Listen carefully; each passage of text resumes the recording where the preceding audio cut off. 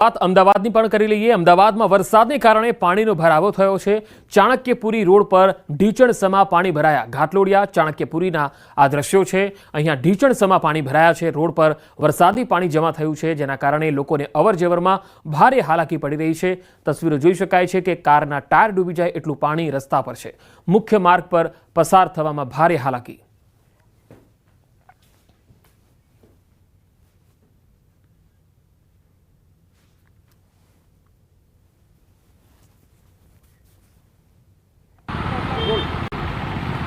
आगामी 2 दिवस में अमदावाद में भारे वरसादनी जे आगाही करवामां आवी छे हवामान विभाग द्वारा अने त्यारबाद आज वहेली सवारथी आ प्रकारनो माहोल अमदावादना अलग अलग विस्तारों में जोवा मळी रह्यो छे।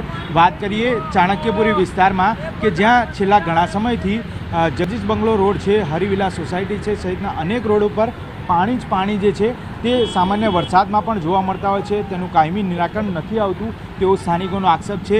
बीजी तरफ चाणक्यपुरी जे वेजिटेबल मार्केट है ते वेजिटेबल मार्केट पासे मोटी समस्या जे छे ते जोवा मळी रही है कि तेमनुं जे कामगीरी जे छे ते यथावत छे ने तेना कारणे क्यांक ने क्यांक पाणीनो भरावो जे छे ते अहींया आगळ चालू रोड पर जोवा मळी रह्यो छे अने अनेक वाहन चालको जे छे तेने मुश्केली पड़ी रही है। आ दृश्यो जोई शको छो। दृश्यो छेल्ला 10 वर्षथी होवानुं स्थानिकोनुं कहेवुं छे, कारण के 10 वर्षथी वाहन चालकोने अहींयाथी निकळवामां तकलीफ पड़ी रही, मुश्केलीनो अनुभव थई रह्यो छे।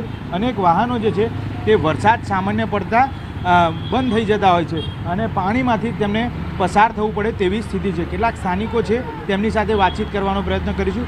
वળી છેલ્લા કેટલા સમયથી આ વિસ્તારમાં આ પ્રકારની પરિસ્થિતિ વિસ્તારમાં 10 વર્ષથી પરિસ્થિતિ આની આ છે। ગમે એમ લાઈનો મોટા ભૂંગળા નાખ્યા, નવી લાઈન નાખી, પણ કોઈ પાણીનો નિકાલ થતો જ નહીં।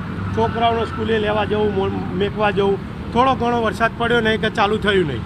અને આ ઇલેક્ટ્રિક થાંભલાઓ છે તો જો કદાચ લાઈનના કારણે શોર્ટ સર્કિટ થયું તો બધા ચોંટી રહેવાના, બરાબર, પણ કોઈ જોનાર જ છે નહીં।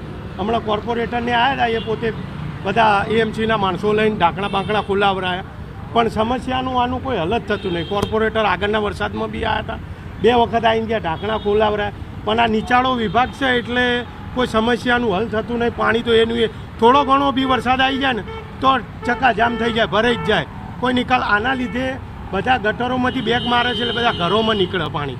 આ સિવાય આ ચાણક્યપુરી વિસ્તારમાં અનેક એવો વિસ્તાર છે। સામેની બાજુ કઈ કઈ સોસાયટી છે જ્યાં પાણી ભરાઈ જાય? જજ બંગલા સામેની બાજુ જજ બંગલા છે, આ સેક્ટર 5 આકાશ પરિસર છે, આ 2 જગ્યા અને હરિવિલા ફ્લેટ। આટલા વિસ્તારમાં તો છેલ્લા 10 વર્ષથી આની આ જ પોઝિશન છે। તો અગાઉ કોઈ રજૂઆત આ બાબતે કરી હોય? રજૂઆત થાય છે, કામકાજ બી થાય છે, પણ એનો કોઈ નિકાલ જ નહીં।